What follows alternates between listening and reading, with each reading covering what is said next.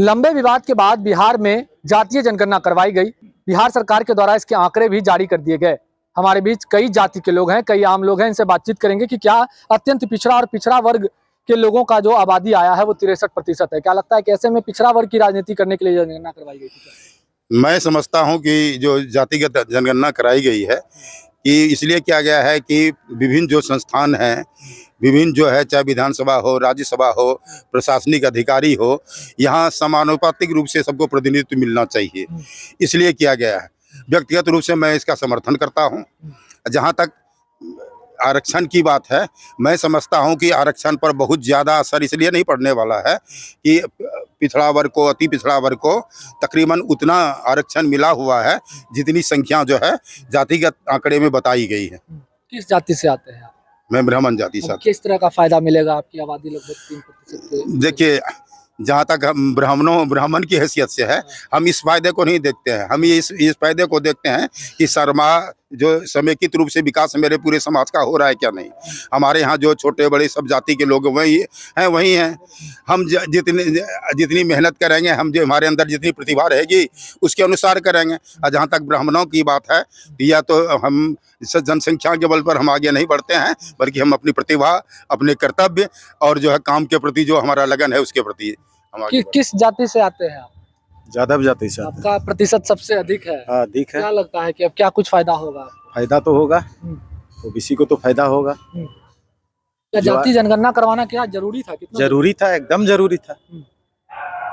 ऐसे में क्या देखते हैं, आंकड़े अब निकल कर सामने आ गए हैं। अब आंकड़े आ गए हैं सामने, तो उसके हिसाब से हर संस्था में अपना ओबीसी का हक मिलेगा। हाँ, अत्यंत पिछड़ा वर्ग की आबादी जो है वो सबसे ज्यादा है। तो ऐसे में क्या उनको क्या मिलेगा समाज में चहुमुखी विकास के लिए? बहुत अच्छा रहेगा। वो आगे बढ़ेंगे। वो लोग अभी दबे कुचले टाइप के रहते हैं नीचे स्तर में, आगे बढ़ेंगे। किस तरह से देखते हैं जाति आधारित जनगणना?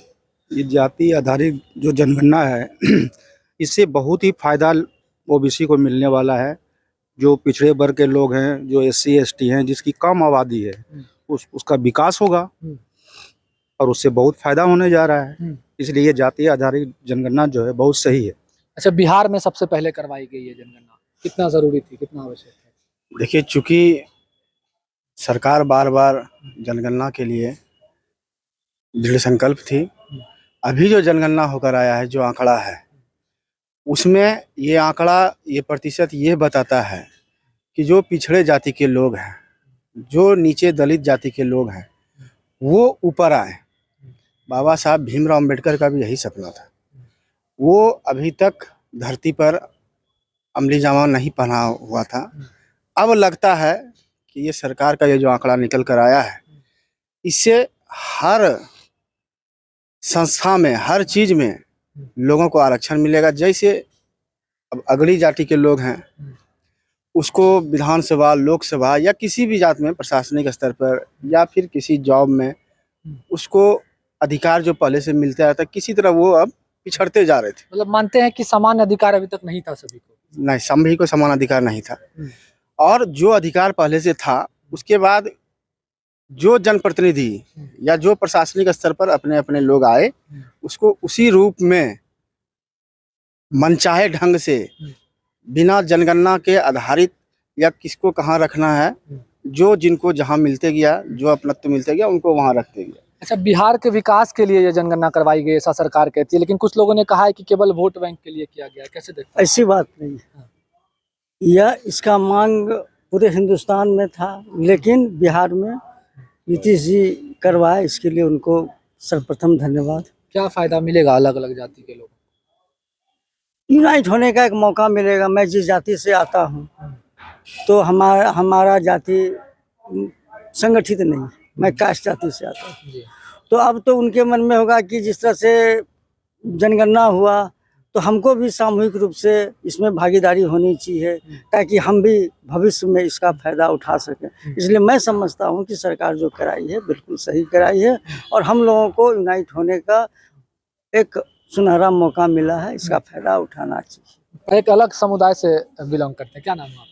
मेरा नाम मोहम्मद शारिक खान। कैसे देखते हैं जाति आधारित जनगणना को? ये जो है बहुत बेहतर हुआ, क्योंकि इसको लेकर एक मतलब पूरे देश में कहा जा सकता है कि इंडिया इंडिया जो गठबंधन है, तमाम नेता उनके लीडरान जो है इसकी मांग कर रहे थे। और आज जो बिहार में, क्योंकि बिहार हर चीज़ में आगे रहा है, इतिहास अगर देखा जाए, मतलब एंशियंट हो या मेडुअल हो या मॉडर्न हो, हर समय बिहार हमेशा आगे रहा है। तो इसी तरह आज भी नीतीश कुमार जाति जनगणना को सर्वप्रथम करवा कर ये साबित कर दिए कि बिहार आज भी आगे है। बिहार से ही कुछ शुरू होता है, शुरुआत होता है बिहार से ही होता है। ये जनगणना कहीं ना कहीं जो लोगों की जो है, मतलब जो नीचे तबके के लोग, जो नीचे लोग हैं सबसे इस पायदान पे, उनको आगे लाने का काम किया जाएगा। जो जिस कम्युनिटी के ज़्यादा से ज़्यादा लोग हैं उनको ज़्यादा से ज़्यादा अधिकार मिलेगा, हक मिलेगा। जो जिनकी आबादी ज़्यादा है लेकिन उनको मतलब कि जगह के हिसाब से, अधिकार के हिसाब से उनको पीछे रखा गया, तो उनको आगे लाया जाएगा। ये कहीं ना कहीं एक बहुत बेहतर पहल है। जाति जनगणना करवाना एक बहुत बेहतर पहल है।